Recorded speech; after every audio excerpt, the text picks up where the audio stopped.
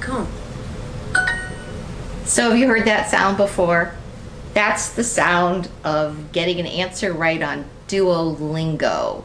So Duolingo, if you're not familiar, is this phenomenally fun and easy and successful language learning program.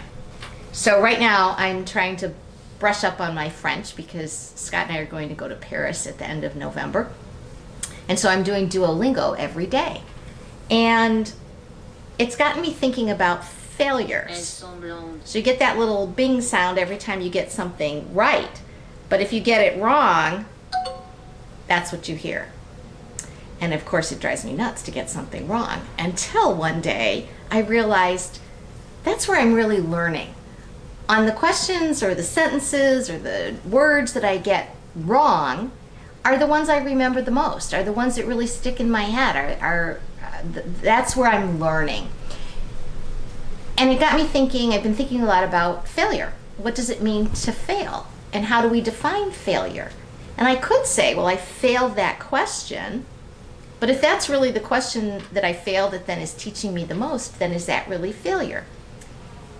So I've been thinking about this a lot. And in the transitional ministry course that I just finished up on Monday of this week, that was a topic that we talked about, is failure.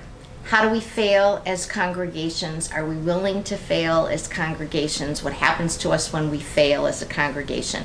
And by that I don't mean failing for good and closing down, but what happens when we try something in a church and it doesn't succeed the way we thought it would?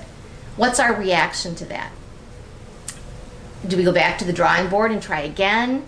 Do we become dismayed and say we're never going to try anything new? Do we dig our heels in and say, see, we knew it wouldn't work? What's our reaction to failure? Because our reaction to failure is really what's going to help us succeed in the long run.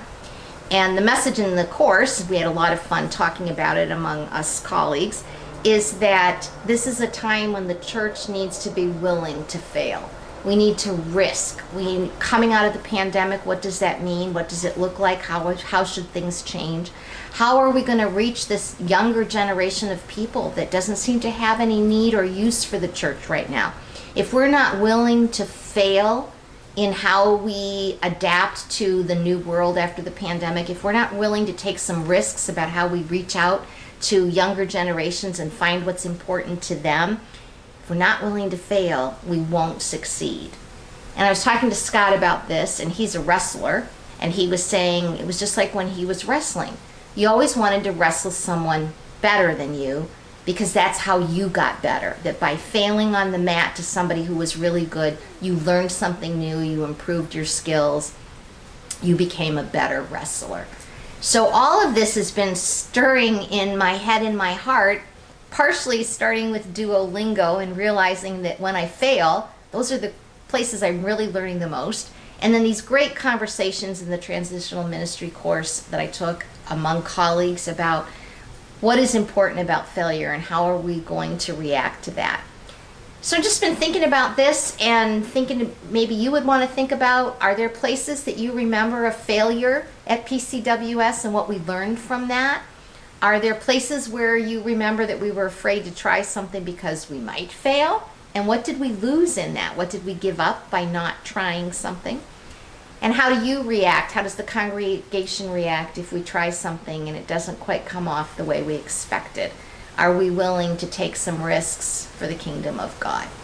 So anyway, that's what's on my mind this week. Failure in a good way. See you Sunday.